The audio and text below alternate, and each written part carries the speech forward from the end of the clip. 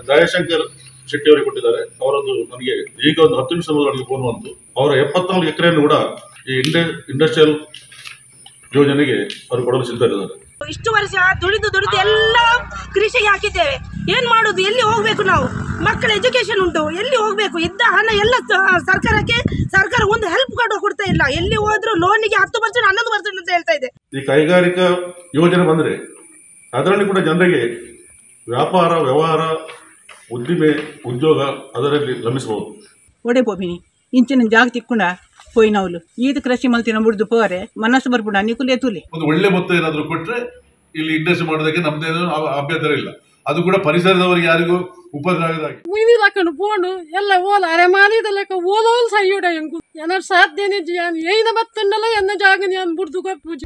ಈ ಊರಲ್ಲಿ ನಾನು ಇಲ್ಲಿ ಕೃಷಿ ಮಾಡಿ ನನ್ನ ಜೀವನ ಸಾಗಿಸುತ್ತಿದ್ದೇನೆ ಮತ್ತು ಇಷ್ಟೊಂದು ಸುಂದರವಾದ ಇಲ್ಲಿ ಪರಿಸರ, ಗಾಳಿ, ವಾತಾವರಣ ಇರುವ ನಮ್ಮ ಫಸಲುವತ್ತಾದ ಗದ್ದೆಯಲ್ಲಿ, ತೋಟದಲ್ಲಿ ನೀವು ಇಂಡಸ್ಟ್ರಿಯಲ್ ಮಾಡಲು ಹೊರಟಿದ್ದೀರಿ. ನಿಮಗೆ ಬೇರೆ ಎಲ್ಲಿಯಾದರೂ ಸ್ಥಳ ಸಿಗಲಿಲ್ವಾ? ಇಷ್ಟು ಪರಿಸರ ಒಳ್ಳೆ ಇರುವ ಊರಲ್ಲಿ ನೀವು ಯಾರಿಗೆ ಉಪಕಾರ ಮಾಡಲು ಹೊರಟಿದ್ದೀರಿ? ನಮ್ಮ ರಕ್ತವನ್ನು ಹೀರಿ ನೀವು ಯಾರಿಗೆ ಉಪಕಾರ ಮಾಡಲು ಹೊರಟಿದ್ದೀರಿ? ಕಷ್ಟಪಟ್ಟು ಮಾಡಿದ ನಮ್ಮ ಕೃಷಿ ಬಿಟ್ಟು ನಾವು ಎಲ್ಲಿ ಹೋಗುವುದು? ನಿಮ್ಮ ಪರಿಹಾರ ನಮಗೆ ಬೇಡ. ನಿಮ್ಮ ಪರಿಹಾರ ನಿಮ್ಮೊಡನೆ ಇಡಿ. ನಮಗೆ ಈ ಭೂಮಿ ಬೇಕು, ನಾವು ಮಾಡಿದ ಕೃಷಿ ಬೇಕು. ಈಗ ಇಲ್ಲಿಂದ ಹೋಗಿ ಇನ್ನೊಂದು ಕಡೆ ಮನೆ ಕಟ್ಟಿ ಅಲ್ಲಿ ನೆಲೆಸುವಾಗ ಅಲ್ಲಿ ಪುನಃ ಅವರು ಬರ್ಲಿಕ್ಕೆ ಆಯ್ತು, ಇಲ್ಲಿ ಕೈಗಾರಿಕೆ ಮಾಡ್ತೇವೆ ಹೇಳಿ ಬೇರೆ ಕಡೆ ಹೋಗಿ ಅಂತ. ನಾವೇನು ಅಲೆಮಾರಿಗಳ ಹೋಗ್ಲಿಕ್ಕೆ? ನಮ್ಮ ಜಾಗ ನಮಗೆ ಬೇಕು. ಯಾವ ಸಮಸ್ಯೆ ಯಾವುದೇ ಎಂತ ಬಂದರೂ ನಾವು ನಮ್ಮ ಜಾಗವನ್ನು ಬಿಟ್ಟು ಕೊಡುವುದಿಲ್ಲ.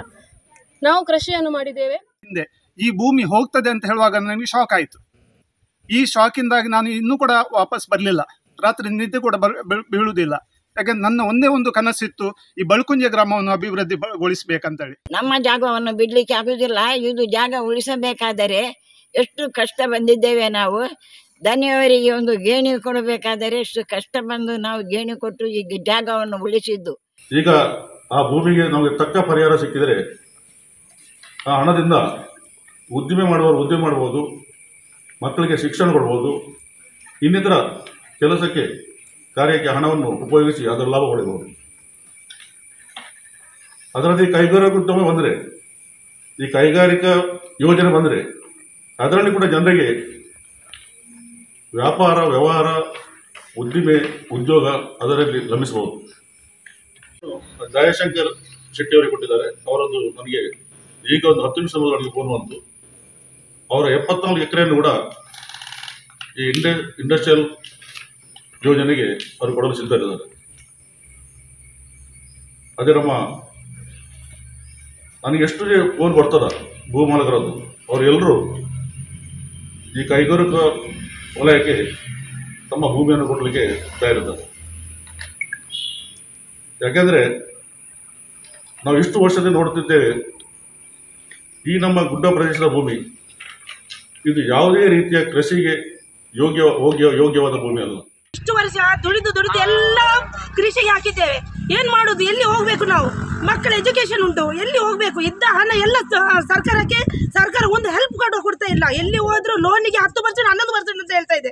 ಏನ್ ಮಾಡುದು ಸರ್? ನಮ್ಗೆ ಹೇಳಿ, ದಾರಿ ಕೊಡಿ, ನಮ್ಗೆ ದಾರಿ ತೋರಿಸಿ ಅಲ್ಲ ನೀವು. ಮತ್ತೆ ನಾವು ಹೇಳಿ, ಮೊದಲು ನಮ್ಗೆ ಹೇಳಿ ಏನ್ ಮಾಡ್ಬೇಕಂತ, ನಂತರ ನಾವು ನಮ್ಮ ಜಾಗ ಬಿಟ್ಟು ಅದಕ್ಕಿಂತ ಮೊದಲು ಹೋಗುದಿಲ್ಲ, ನಾವು ಎಲ್ಲಿ ಕೂಡ ಹೋಗುದಿಲ್ಲ. ಹೇಳಿ ನಮ್ಗೆ.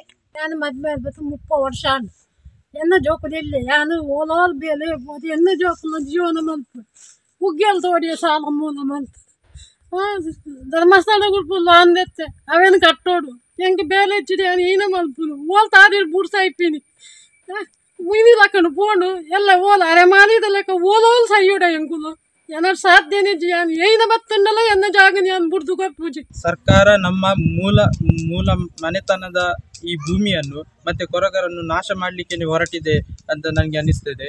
ಮತ್ತೆ ನಾವು ಇಲ್ಲಿ ಕಂಗು, ತೆಂಗು ಮತ್ತೆ ಇತರೆ ಹಲವಾರು ಫಲವಸ್ತುಗಳ ಕೃಷಿಯನ್ನು ಮಾಡ್ತಾ ಇದ್ದೇವೆ. ವರ್ಷಕ್ಕೆ 2 ಬಾರಿ ಭತ್ತ ಬೆಳಿತೇವೆ. ಹಾಗೆ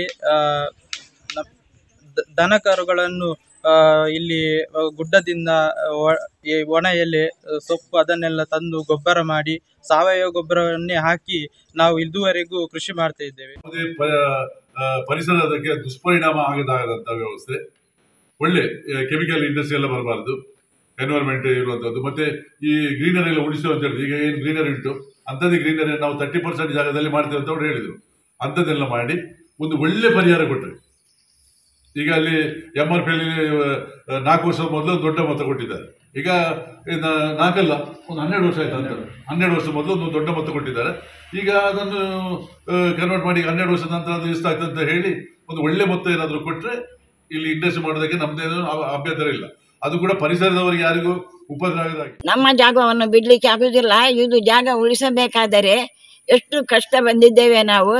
ಇವರು ಮನೆ ಮನೆಗೆ ಬಂದು ಅಹವಾಲುಗಳನ್ನು ಸ್ವೀಕರಿಸದೆ ನೋಟಿಸ್ ಕೊಟ್ಟು ಹೋಗಿದ್ದಾರೆ. ಇವರು ಏನಂತ ತಿಳ್ಕೊಂಡಿದ್ದಾರೆ, ಇವರ ಅಪ್ಪನ ಆಸ್ತಿಯ ಇದು, ನಾವು ಬಿಟ್ಕೊಡೋಕ್ಕೆ ಸಾಧ್ಯವಿಲ್ಲ. ಇಲ್ಲಿ ಏನು ತೊಂದರೆ ಬಂದರೂ ನಾವು ಬಿಡುವುದಿಲ್ಲ.